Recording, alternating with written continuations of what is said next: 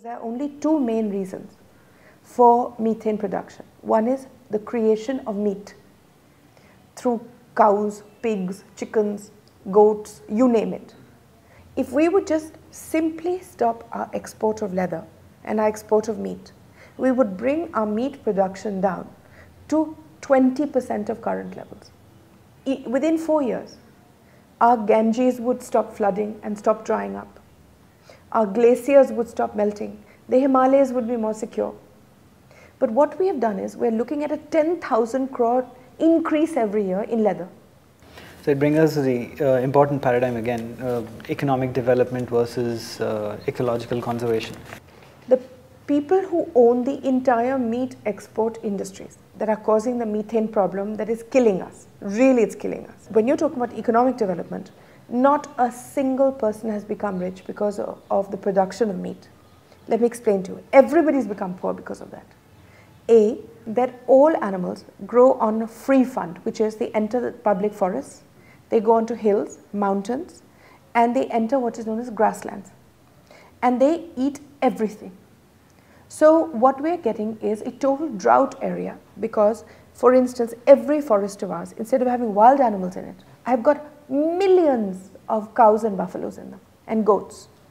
So all the rivers are drying up because all your little rivulets, our entire Aravalli hills, which are supposed to feed us with water, there's not one blade of grass on them because all the goats have fed on them. Now we've taken loans from the World Bank of 9,000, 10,000 million or whatever, you know, and reseeded everything, re-put everything, but the moment you do that, the goats come back. Now, as a result, the weather has changed, so the farmers have gone destitute. Two, the people who work in the leather industry and the meat industry are the poorest of the poor, and they are expected to work for the lowest daily wages, and they stand in chemicals from morning to night. About 70% get skin disease and cancer and are sacked as soon as they get it. If you go to the villages around where the meat industries are, you will see that utter poverty level there. The people who own the export industries are all non-Indians. Most of them pay no tax. Al-Kabir, for instance, the man has bought himself 2 Boeings, but he has not paid his taxes for 25 years because he says he's declared a loss every year. See, you take Al-Kabir India, export it to Al-Kabir Dubai, also owned by him. Al-Kabir Dubai then says all the meat was rubbish. So you keep declaring a loss here. He gets 3 million litres of water free from the government every day. Were we not to have these industries, we would have good weather, we would have rich farmers, we would not have to depend on fertilizers and pesticides because we would have a normal cycle. Our women would be much stronger because they wouldn't have to run around for water. We wouldn't have political unrest. Good climate brings its own peace and harmony and the ability to develop economically. It is not industries that are killing us. Do you know that if I were to grow peas and want to export them, government charges me 20% in tax.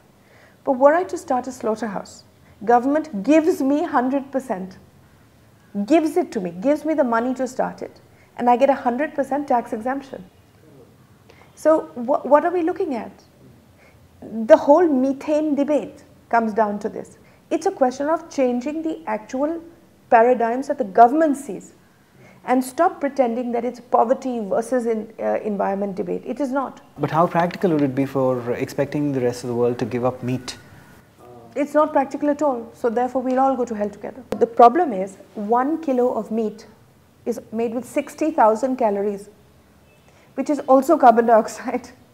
So not only does it use huge amounts of methane, it's using 1 kilo of meat uses 11 kilos of plants because that animal has to eat. So you're causing world hunger, you're causing world heat and world cancer because meat again gives you a host of diseases that you need not have.